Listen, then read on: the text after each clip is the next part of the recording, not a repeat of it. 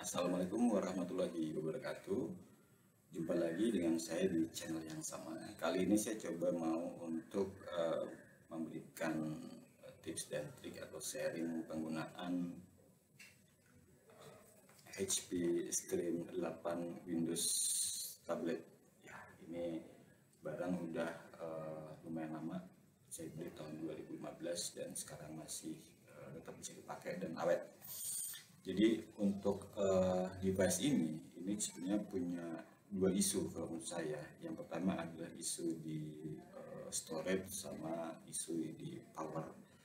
Sebenarnya bukan isu ya, tapi agak-agak sensitif karena kalau dari storage sendiri dia punya internal 32 GB dan kemudian untuk power sendiri dia cuma punya 4000 mAh kapasitas baterai. Jadi dua hal yang sensitif ini harus bisa kita manfaatkan supaya penggunaannya lebih optimal.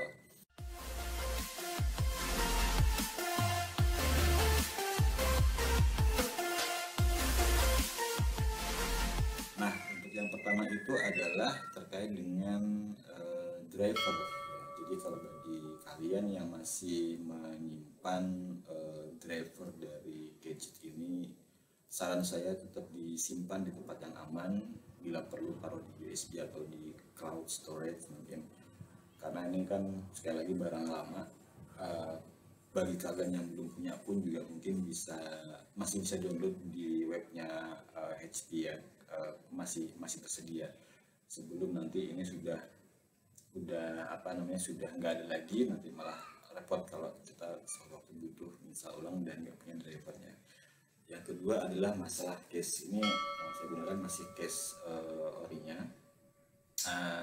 Salah satu jamunya supaya ini tidak cepat rusak adalah jangan sampai kena air. Nah, kalau sudah kena air langsung buru-buru aja dibersihin, dilap. Karena ini bahannya bahan sintetis, jadi kalau nggak segera dibersihkan, dilap kering dari air, maka ini akan cepat meletek. Memang sih ini sebenarnya barang yang agak jarang saya pakai. Kenapa? Karena yang saya hanya menggunakannya pada saat meeting saja, yang butuh sekedar internet ataupun untuk membuka Office saja. Selain daripada saya megang laptop.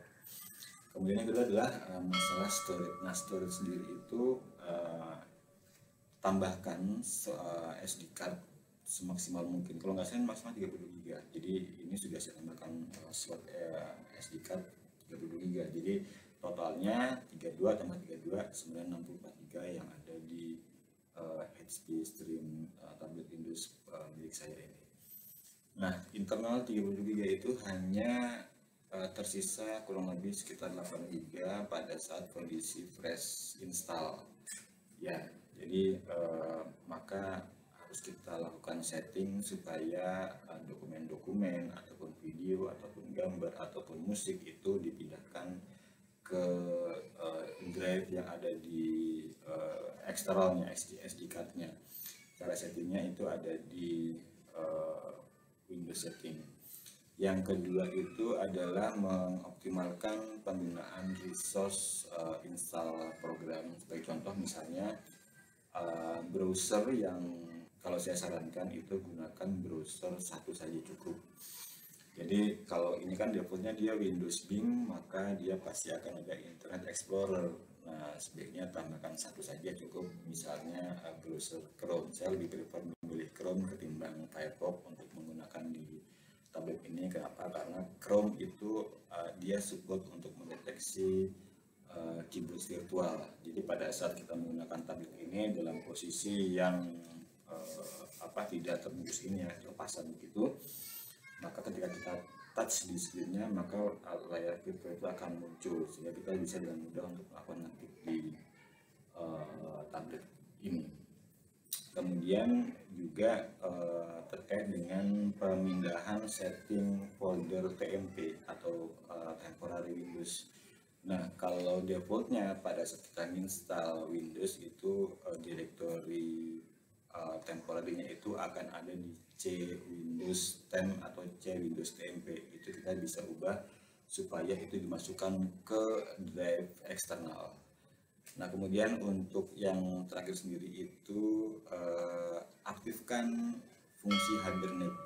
Ya, jadi ini akan juga mengirit sumber daya powernya. Jadi dengan Hibernate itu juga bisa dengan mudah kita menghidupkan kembali, booting tidak lama, dan kita bisa tampilkan desktop lebih cepat ketimbang dalam posisi hidup normal bukan Hibernate.